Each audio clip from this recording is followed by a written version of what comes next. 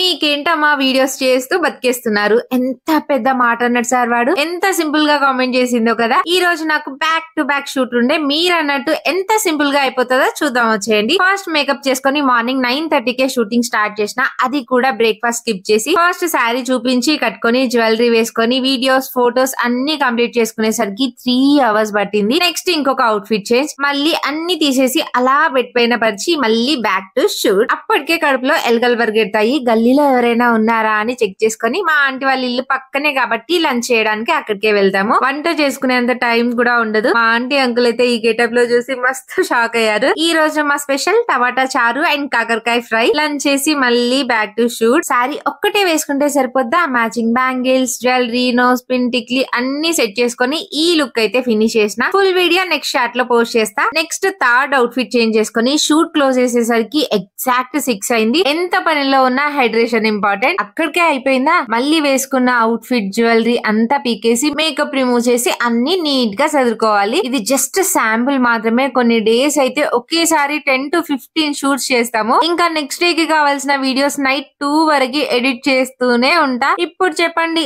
ఎంత ఈజీనో.